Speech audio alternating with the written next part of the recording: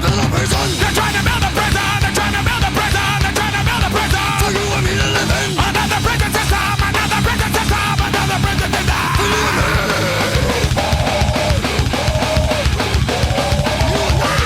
They're trying to build a prison. They're trying to build a prison. They're trying to build a prison. They're trying to build a prison. They're trying to build a prison. They're trying to build a prison. They're trying to build a prison. For you and me to live in. Another prison system. Another prison system. Another.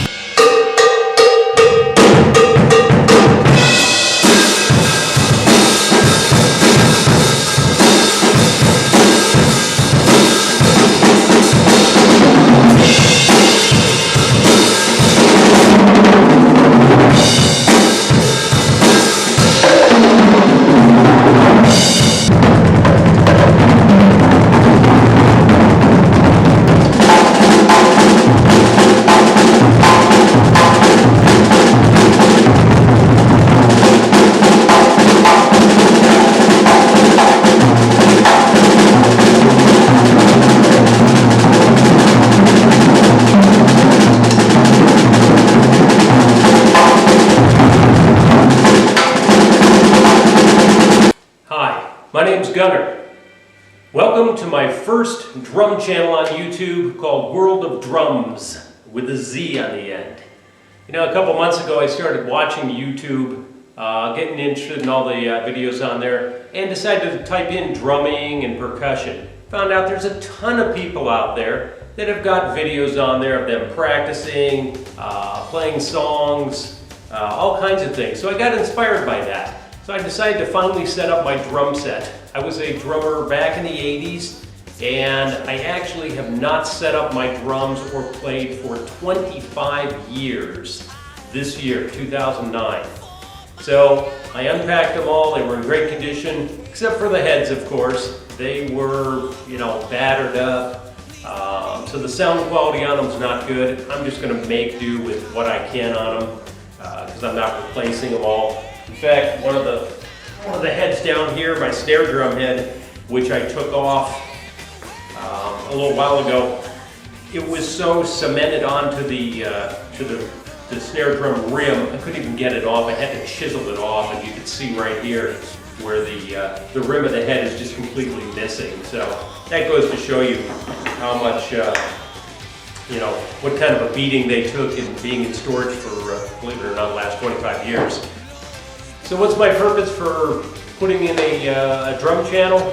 Well, I think just to have some fun, to be a little inspirational to some young drummers out there, maybe some older drummers who haven't played in a while, like me, and just to have, I guess, basically have a little fun. I'm going to put different drum, I guess, theme-related stuff on my YouTube channel, playing drums. I've also got, you know, my congas, my timbales, bongos. I think I got a couple djembes around here, so I'll just kind of mix it up and, you know, kind of do some theme-related type things. Like most drummers, of course, after a while you get tired of banging on drums, so you turn to keyboards. So I've got my keyboards over here that I've messed around with for a long time. Now, I don't claim to be, you know, Mr. Joe Big rock star or anything. I mean, when I first started back in the 60s, you know, I was really good when I was young. Obviously got better in the 70s and 80s, you know, I was really good. After I set my drums up last week, I kind of started playing them and I thought, wow, I lost my touch. You know, I was not that good anymore. So I don't claim to be, you know, the best drummer at all. I see a lot of people on YouTube. I mean, there's a guy who's twirling his sticks constantly and throwing them up and catching them while playing a song. I mean, it's fucking great. There's a guy in there with his double bass drums who's doing, you know, 500 beats a minute on his bass drums. There's a Neil Peart imitator who, you know, he looks, got the hat and everything like Neil Peart, plays like him. I mean, more power to him. I'm not here to say my way's the best or to put down anybody else. You know, however you are, you are. You get your chops a certain way, you want to do something, you know, that's fine. I don't expect people to like everything I do. It's just kind of more for entertaining and, like I said, hopefully inspirational. My drums are Ludwig. I actually started putting my kit together in the early 70s. which is basic, bass drum, snare drum, floor tom, a couple cymbals, and then just started growing it from there, into the 80s, being the big, monster rock drum set, and it's the same one I've got right now. I add a lot more stuff to it. It's all still Ludwig, primarily Zildjian cymbals, although I've got a couple Paiste cymbals in there and some Sabian cymbals. Zildjian's always been my most favorite. I still have a picture of me from the 80s when I was playing in bands. If we can show them that picture.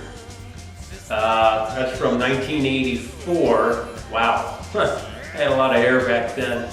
Although I can't complain because at least I still got a lot of hair now. My influences throughout the years, in the 60s, there wasn't a lot of music back there. I followed Buddy Rich. Buddy's always been a top-notch drummer. The guy was just fabulous. It was fantastic, the stuff he did. Did a lot of big band and swing stuff, which wasn't really my style, but he always watched the drummer as a drummer, so I really liked Buddy. In the 70s, I followed Carl Palmer with Emerson, Lake and Palmer. Carl was like a machine on the drum kit. He came up with so many innovative ideas back then that nobody had ever thought of. I also followed Zeppelin, who couldn't like John Bonham. In the early 80s, I started to follow Rush, Neil Peart. The professor on the drum kit. You can't top, Neil Peart, the guy's fantastic. Also followed Tommy Aldridge, played in a number of bands. He's just got two fantastic feet as far as playing double bass drums. And of course, Tommy Lee, just for his showmanship. But, in my mind, there's not really one best drummer. They've all got their good aspects to them. They've all got good chops. They all got their own style. So you got to appreciate them all just how they are. I got used to playing the set that I kind of designed behind me.